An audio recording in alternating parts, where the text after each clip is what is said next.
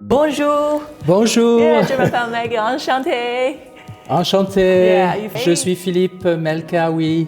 Yeah, we. Enchanté to be meeting you today. Yes, it's great. Yes. Yeah, it's nice to meet you here in Napa. I know. Yeah. It's wonderful. We are in a beautiful old school, what I call old school wine cellar, where we basically age the wine here at Quirote Winery. So it's good to be here. Yes. Actually, I'm from Bordeaux. Oh, Bordeaux. Yeah, Bordeaux. There's two main wine regions in France. I'm from Bordeaux initially, and like all the good stories, a little bit by accident. I basically did all my study in Bordeaux. I started with a degree in geology and then learned about the terroir, the notion of terroir, the sense of why the wine tastes like they taste like. We always feel in France that the soil type is the most important for the character of the wine. So that's what I studied in Bordeaux. Okay. And by doing the winemaking study as well, I met a wonderful company called Winemakers company in Bordeaux. They own Chateau Petrus in Bordeaux, and they own also Chateau Dominus in Napa Valley. And they asked me to come back a long time ago, in the early 90s, to come in Napa Valley to study the soil type of their vineyard and try to understand the potential really of quality we can get from Napa Valley.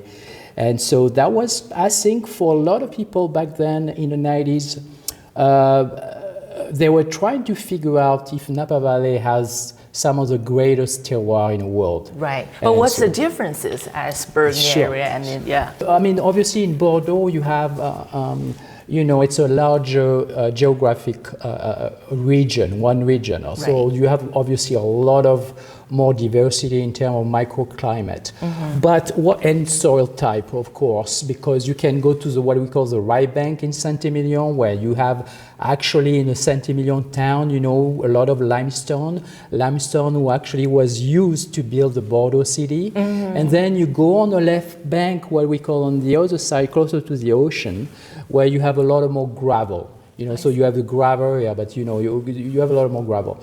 So I really quickly realized in Napa Valley that even being a smaller wine region, just because, we have a two hillside and a valley floor, and it's the cross between the two hills is very mild. I mean, you're talking about 5 to 10 kilometers, depending on where you are in the valley. Right. So, but because the hills, I think you have actually a lot of diversity as well, because you have a lot of different kind of exposures that the hillside can provide. To the vineyards. And then you have also a more volcanic, all the volcanoes. So, really was really part of this region and created those hills. So both sides, you have a lot of volcanic rocks, but because, the different orientation, the different kind of volcanic rocks, you can have definitely different type of soil. And then you have the valley floor who provide obviously a lot of differences that we have also in Bordeaux with a lot of more gravel, sand, clay, loam, all those kind of differences as well that you can find here as well. Right.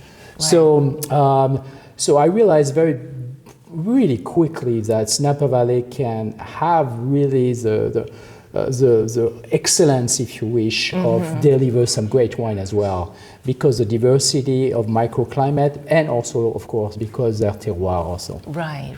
Because Bordeaux and with the Napa, they all produce the Cabernet, right? Yes. So what's the differences actually? It's a great question, and we call the Bordeaux type of grape. So you have Cabernet Sauvignon, which still, I think, the king of Napa Valley, but also, some of the greatest wine in Bordeaux, especially in the left bank. Right. And then you have a little bit of Cabernet Franc and Merlot, who add a little bit of nuances to all those wines.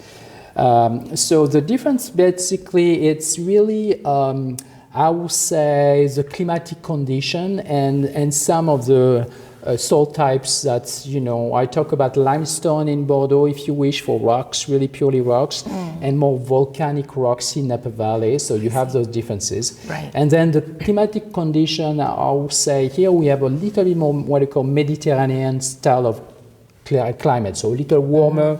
Warmer, sunshine. Absolutely, more sunshine, more sunny kind of feel of throughout the wine actually as well than in Bordeaux. But with the slight climatic change, we feel like Napa and Bordeaux are actually getting closer in style. Right. So you mentioned about closer. Yes. Is the technology Technology help. closer or any other things? I mean, compare with the levels of these two area.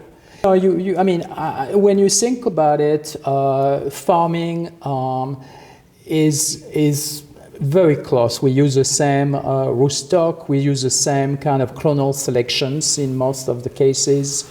We use the same kind of, not all the time, but I would say architecture of vineyards. Right. So you mean both Bordeaux the Bordeaux and Napa here Valley. all use the Cologne?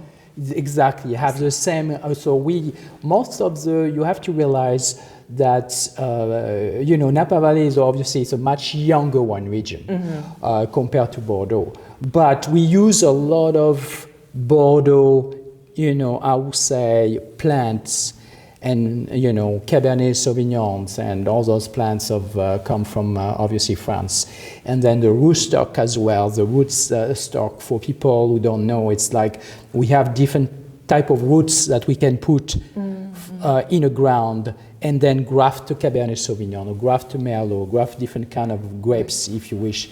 So materials come from France. So there's definitely a French flair into the US based on that. And then for the technology, the winemaking technology, a lot of equipment come from Europe that we are using as well. But at Quirote and maybe small winery, we really try to amplify the notion of terroir, if you wish. So which mean what? We want to make sure people almost disregard technology behind the wine. And then just test basically, feel like when they're going to test Quirote Cabernet Sauvignon, they're going to feel like they are in Napa. It's very important. Right. So the way we're making the wine, we want the consumer to feel like they're still in Napa Valley. They're not in Bordeaux, even if there's a lot of, obviously, equipment and plant and all those things who come from Europe. Yeah, so because I found Napa Valley, most of the wine is more taste richer and thicker than the Bordeaux French wine. So what is the point? Yes, and that's what makes the difference between the two wine regions. If I want to really simplify, when we make wine, we really focus on few principles, which is basically the acidity of the wine, but also the level of alcohol of the wine. And this, obviously, or if you wish, because we are in a sunny, more Mediterranean climatic kind of condition wine region, we have a little bit more sunshine basically, and so we have a little bit more sugar inside the grapes when they arrive, which translates to slightly higher alcohol. So that's a level of alcohol bring a little bit more textural and a little bit more thickness to the wine. We always have a challenge. So California is really to make sure that we don't feel the intensity of alcohol. There's still a lot of freshness to the wine to compensate this level of alcohol. I see. That's how we're trying to create wine compared to France, where the level of alcohol will be lower. So we're really trying to amplify the intensity of the fruit and really the other things about through the wine to get the feel of complexity. Right. Do you feel any consumer the drinking habits they likely change a little bit from like 10 years ago to now? Absolutely, and that's why winemakers are always evolved. We don't want to make the same wines that 20 or 30 years ago, because there's an evolution of palate. And yes, the 90s were all about extreme in wine, so we wanted to really have a lot of concentration of fruit, a lot of barrel impact. Everything has to be on a very high level of intensity. But then we realized the wines were becoming a little heavy on the palate, and more importantly, didn't age as well. So the evolution, natural evolution, we're really focusing on the energy, the life into the wine. Yes, we have higher alcohol. How can we still have this life into the wine? So we wanted to have a little bit more, if you like, fruit profile shining through the wine with a little less oak, a little less, I would say, sometimes alcohol for a lot of people. So we work really hard to kind of rebalance a little bit the wine to make sure they can age, obviously, for a long time. Right. Yes. So what are you having right now? So I'm having actually a wine that I just took from one of the fermenting tanks. Oh. We harvested some grapes called Petite Syrah. And Petite Syrah is not a very traditional grapes planted in Napa Valley, but that's really one of the DNA of Quirote winery. We are making a lot of Petite Syrah because we feel like it's really the grapes of the future, if you like. It's a grapes who can handle very well really warm climatic condition, because the grapes are tough, they're keeping their freshness, their acidity, and they have a lot of structure. So I just took this morning a glass of fermenting wine from one of the tanks, something we harvested about 2 weeks ago. They're still fermenting right now. And we have to make a decision about when to press the wine, when to complete their life in a fermentation tank. So usually how long you have to try the fermentation? Yes, it's a good question. For Petite Syrah, we usually, start testing the wine fairly quickly because these are grapes who have a lot of tannic structure. And if you push the extraction a little too far, can become a little too rustic. So to avoid this rusticity, we have to really micromanage the maceration a little bit closer than another grape like Merlot or Cabernet Sauvignon. So we usually ferment and leave in tank for extraction for a couple of weeks, compared to Cabernet Sauvignon, who could be 3 or 4 weeks depending on the vintage, much longer. Right. So as you are the top winemaker already, you're very popular in Napa and even the world. So what's your decision? So which direct your decision for the winemaking apart from the market?